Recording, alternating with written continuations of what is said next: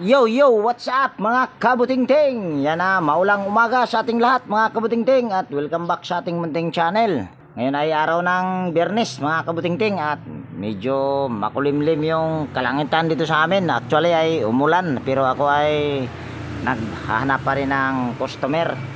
So ito yung aking nahanap mga kabutingting at yung may-ari ay nandoon sa loob. Ayun si ma'am. At ito yung electric pan niya.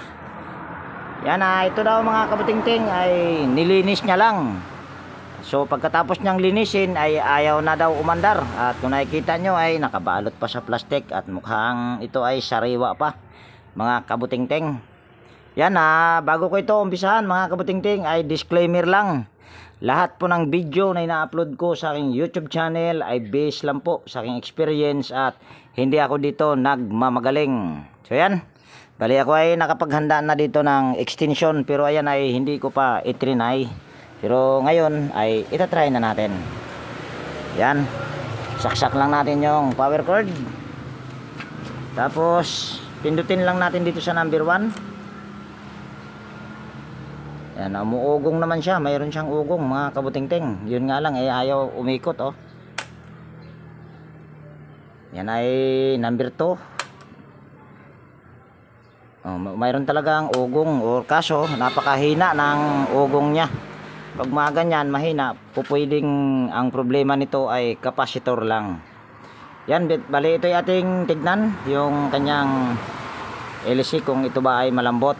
Dahil kung malambot ito ay sure ball na ito na ang pinaka problema nito ay walang iba kundi capacitor. Pero pwede ring motor. Yan, at mayroon pang nako, matigas pala ito mga kabutingting ikutin. Ayan matigas.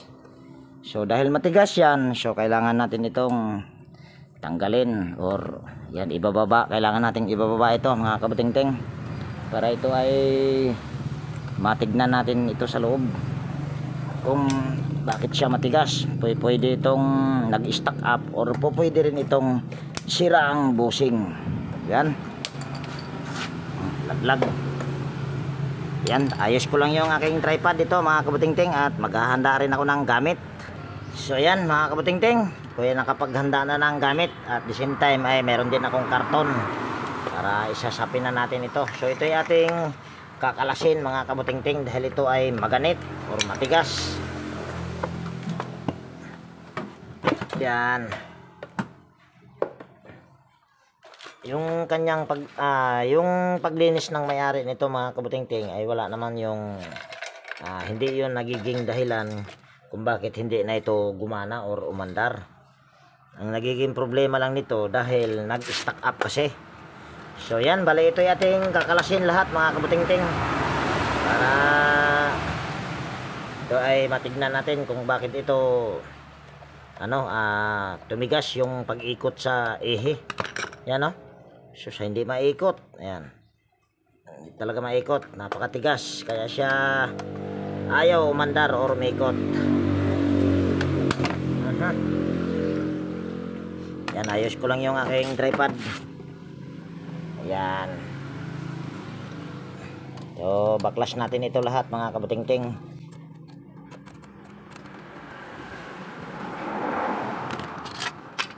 Actually mga kabutingting ay ayaw ko sana lumabas ngayon dahil maulan. Kaso hindi ako mapakali pagka ako ay nasa bahay lang, walang ginagawa.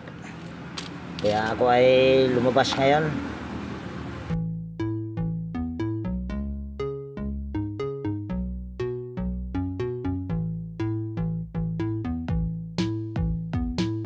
Yan, tanggalin lang natin itong tornilyo sa swing arm. Yan mga kabutingting, kung bago kang napadpad dito sa aking munting channel, baka pwedeng hilingin ko yung inyong pag-subscribe at pakipindot na rin yung notification bell at ilagay sa all para ma-notify kapag mayroon akong mga bagong i-upload na video.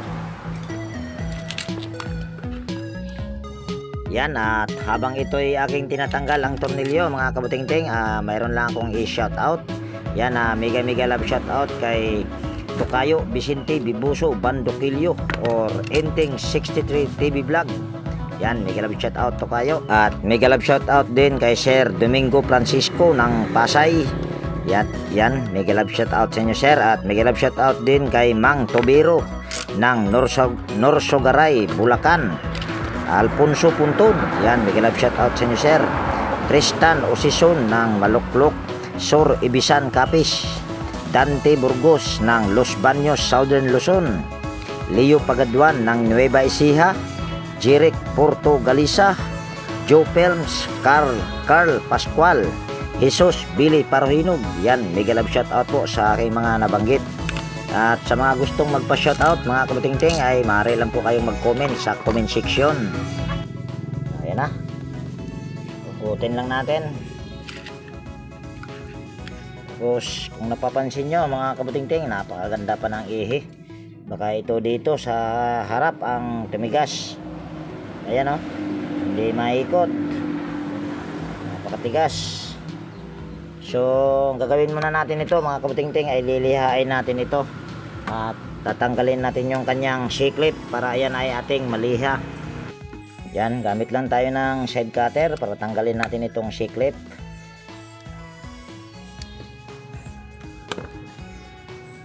Tapos lilihain natin yung shafting para nung saka na pagka okay pa yung bushing nito, hindi ko na kailangan itong papalitan kung okay pa yung bushing. Pero kung may gas-gas na yung bushing, abay kailangan ng palitan. Malalaman natin mamaya yan kung sira na ba yung bushing nito. Pero sa tingin ko ay hindi pa sira ang bushing nito, kung sa baga nag-stack up lang. So napakatigas naman. Grabing tigas. Yan, ito ating lalagyan ng langis. Yan, lagyan lang natin ito ng langis. Yan. Tapos balik natin. Ayun. Ayun, lumuwag na. Ayan o. Lumuwag na. Pero ayan ay kailangan nating ilabas ito. Dahil para masilip natin yung bushing nito kung okay pa ba or kailangan palitan. Grabe naman itong pagkakalawang. Ayun, natanggal din. At ito ay ating pupunasan. Kung sa baga wala pa itong groove mga kabutingting, kinalawang lang yung kanyang pangharap na shafting, yung tinatamaan sa bushing. Ito ay ating pupunasan. Tapos tanggalin din natin yan, yung spacer nya. Tapos ito ay ating lilinisan. Siguro magpapalit ako ng bushing dahil nagugunita ko na may tama yung bushing sa pangharap. Para hindi siya gabal, tanggalin muna natin tong C-clip. Yan. Hindi tayo mahirapan sa pagliha.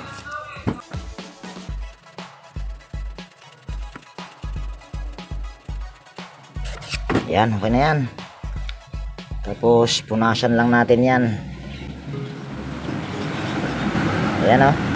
Kung makikita nyo ay wala pa talagang ka-groove yan. Kung sa baga nag-stack up lang siya. So ito ay aking ibabalik lang.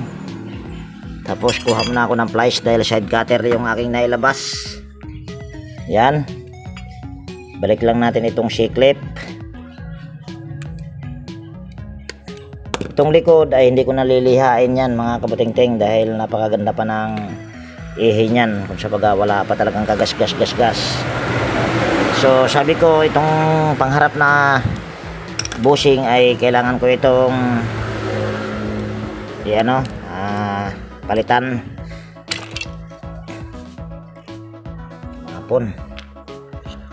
Ito yung madaling tanggalin yung bushing at palitan ang bushing pag mga ganitong brand mga kabutingting. Ito ay hindi ko na anuhan to ng dadagdagan pa ng yung foam nya. Yan o. Mayroon na itong gas-gas mga kabutingting. Yan o, yung kumintab. Ewan ko lang kita sa camera. Ayan o, yung kumintab na yan. Yan. Ano na yan, gas-gas na yan mga kabutingting. Kaya kailangan kong palitan. mas maganda na rin yung palitan natin para sure ball, walang backjab. Yan, ito ating papalitan, at sabi ko ay hindi ko na yan kailangan lalagyan ng pompa. Pero kung nakikita nyo yung kanyang foam niya ay basa pa. Pero ayan ay ating babasain. Wala kasi akong filter ng sigarilyo, kaya kung mayroon lang ay anuhan ko sana yan, lalagyan ko sana ng filter na sigarilyo. Kaso wala ako, kaya hindi ko nalalagyan yan. Ayan, tapos tulak lang natin ito. Ayan, ito yung sinasabi ko na napakadali lang palitan ng bushing, at madali lang din siyang tanggalin yung bushing. Balik lang natin itong spacer. Madali lang, yung baka babaliktad. Ayan, magbabawas na lang tayo mamaya kung kailangang bawasan. Ayan, ito ating symbol lang. Tapos bago natin yan i-assemble ay lalangisan muna natin itong yan, kanyang shafting. Tapos langisan din natin dito sa loob yung kanyang foam para mabasa. Tapos yan, salpak na natin. Itong mga ginagawa ko mga kabutingting, kaya hindi ko ito shortcut dahil yung mga gustong nag-DIY na wala pa talagang experience na nagbubukas ng electric pan, ay kaya pinapakita ko talaga. So, tatanggalin lang natin, tatanggalin ko na yan. Tapos yan, ito ating ikabit na. Tapos hihilahin natin. Ayan, okay lang ito, mayroon akong nahihila at saktong sakto lang yung para sa akin. Ayan, hindi malaki, hindi rin maliit. So yan na, napakalambot na, hindi katulad kanina, napakatigas. So sa uli lang natin itong kanyang 4 na tornilyo sa motor.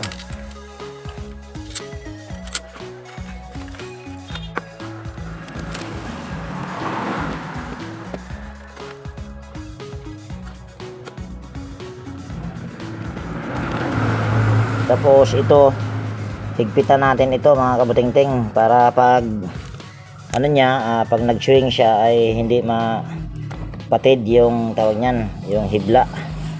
Iwan ko kung bakit hindi nila to inihigpitan. Yan.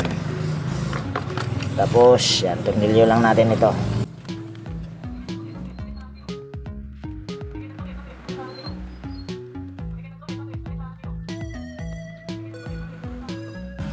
Yan. Tapos pukpukin lang natin ito para ma-align yung kanyang bushing. Ayan. Ayan, napakalambot na. Ayan, oh. Tapos balik lang natin tong shake lip. Tapos saksak lang natin tong power cord. Yan, saksak ko lang dito yung power cord. Kaso hindi nyo pala makikita, kukuha lang tayo ng ilalagay dito sa kanyang shafting. Ayan, lagyan natin ng wire mga kabutingting para makita nyo lang na ito ay umiikot na. Ayan, saksak ko lang dito yung power cord. Ayan, tapos pindutin ko lang dito sa number 1, pero hindi nyo makikita na pinindot ko na, pero ayan ay iikot kung sakaling iikot. Ayan, mabilis pa ito mga kabutingting. Ayan, napakabilis pa nito. Pero hindi naman nasusukat kung sasabihin kong mabilis pa. So yung capacitor nito, ito ay ating ititester para baka sabihin nyo ako ay nag-iimbento. Ito ay balatan lang natin. Tapos kuha lang tayo ng tester para tester natin itong capacitor kung ito ba talaga ay malakas pa, dahil sinabi ko malakas pa eh. Ito ay 1.5 microfarad pag mga ganyan mga kabutingting, dahil ito ay asahe. Pero kung para sa akin, kung masira yung capacitor, ayan ay pinapalitan ko ng 2UF, basta mayroon lang akong 2UF. Pero pwede nyo rin naman isusunod sa 1.5 microfarad. Kaya ko tinataasan ito ng capacitor dahil kung makikita nyo yung kanyang rewind, ayan o, napakakapal niyan mga kabutingting. So ito ay yun lang ating tester. Tapos select natin ito sa capacitance. Ayan. So hindi kita pala, hindi rin kita ang kagawang. Ayan, kitang kita sa mata. Yan, ito ating iti-tester lang. Tapos nakahugot naman yung ano doon, power cord. Pwede nating i-tester tong ano. Ayan o, mayroon pa tayong nare-reading na 1.5. So ibig sabihin ito ay good pa ang kapasitor nito mga kabutingting. So ito ay ating ihinang lang ulit. Yan, ihinang ko lang to ulit. So yan, ito ay ating ihinang lang mga kabutingting. Lagyan lang natin ito ng soldering lead yung wire. Tapos saka natin ito dito ihinang.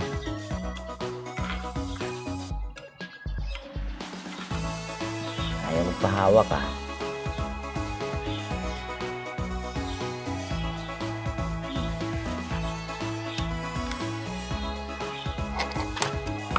Ayan. Tapos balik lang natin ito. Ito naman ay kahit wala yan dyan ay pwede naman dahil ito naman ay may takip. Tapos pagpagan lang muna natin. Ayan. Tapos balik na natin ito. Tapos ayan. Tapos higpitan lang natin itong wire na ito. Tornilyo na ito. Bakit ba nagiging wire? Ayan.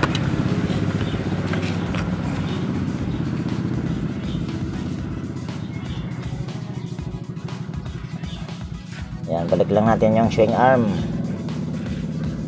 Tapos na-UP bang kagwang ah.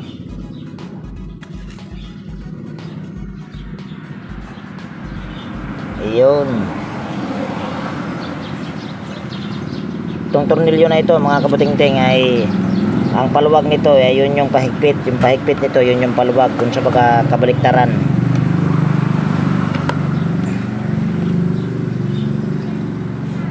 Tornilyo lang natin yung capacitor.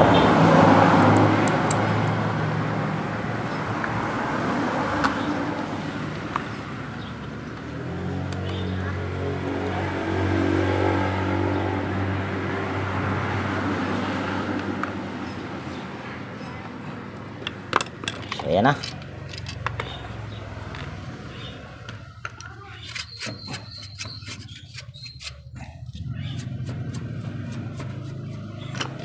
Yan, ito ating ibalik na mga kabutingting at lagyan pala muna natin ito ng langis harap. Ito naman ay malambot na. Kaso para mas tumagal ay lalagyan din natin ng langis. Yan, balik lang natin itong tornilyo.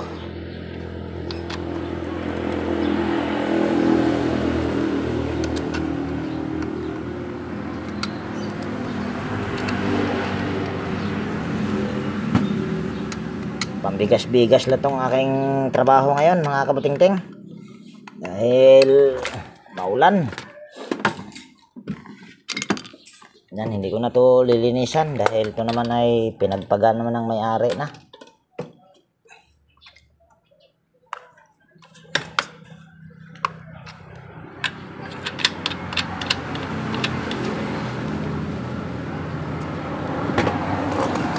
Yan. Pero ito, kailangan ko tong linisan dahil kung nakikita nyo, may mga ipot ng ibon. Yan, ito ililinisan ko muna. So yan, bali, nalinis ko na yung ilisi niya mga kabutingting. Natanggal na yung ipot ng ibon. Yan, at napakalambot na. Hindi katulad kanina na halos hindi maikot. So yan ating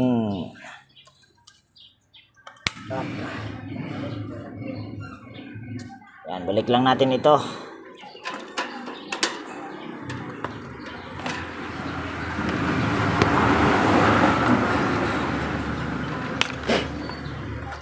Tapos takpan na natin ito mga kabutingting dahil sigurado naman na okay na ito.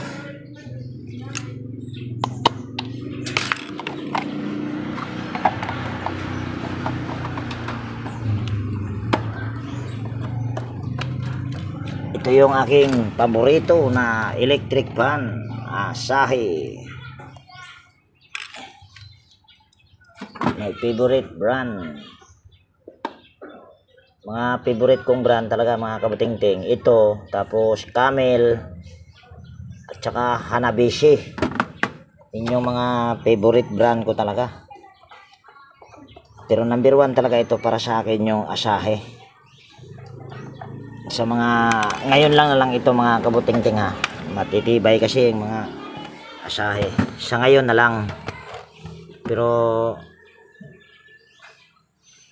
mga yung iba ay wala na, ginawa na kasing negosyo. So ito ating ilagay lang dito.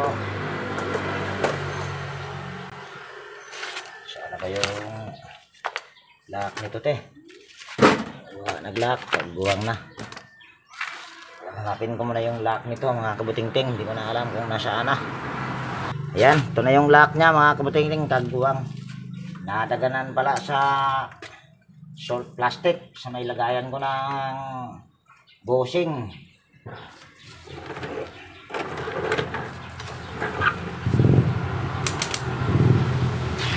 So ayan na mga kabutingting, try natin kung ayan ba ay okay na. Ano nangyari nitong aking cellphone at gumigiwang-giwang mga kabutingting, kagbuwang na. Yan, saksak lang natin itong power cord. Tapos pindutin lang natin dito sa number 1. Tignan nyo kung iikot ba siya kaagad. Ayan, umiikot siya kaagad mga kabutingting. So dahil ayan ay umiikot kaagad, ayan ay good na yan. Tanong muna natin yung may-ari. Okay na po ba ma'am? Okay na po? Number 1 pa lang yan. Gusto ni ma'am ng malakas. Pindutin natin sa number 2. Yan, number 2 po yan. Okay na po. Ayan. Okay na po ma'am. Oh. Yan, number 1 po yan. Okay na ma'am. Mukha yatang hindi yata okay ni ma'am yung ating gawa mga kabutingting ha. Okay na po ma'am. Ayan, okay na daw mga kabutingting. So ayan, dahil inukihan na pero hindi nakatingin sa atin mga kabutingting, pero okay na yun. Yan dito ko natapusin ang video natin mga kabutingting. Kahit pa paano nakaisa at mayroon akong pambigas-bigas ngayong araw na ito, tag-ulan. Yan, kung nagustuhan mo itong video na ito mga kabutingting, at kung mayroon ka ditong natutunan na baka pwedeng palike at pakishare para makita naman ang iba at mayroon din silang makukuhang idea. At kung bago ka nga palang napadpad dito sa aking munting channel mga kabutingting, baka pwedeng hilingin ko na rin yung inyong pag-subscribe at pakipindot na rin yung notification bell at ilagay sa all para ma-notify ka pag mayroon akong mga bagong i-upload na video. So yan, laging nag-iwan sa inyo, nang-iingat tayo palagi at God bless po sa ating lahat mga kabutingting. Yan, bye bye na po.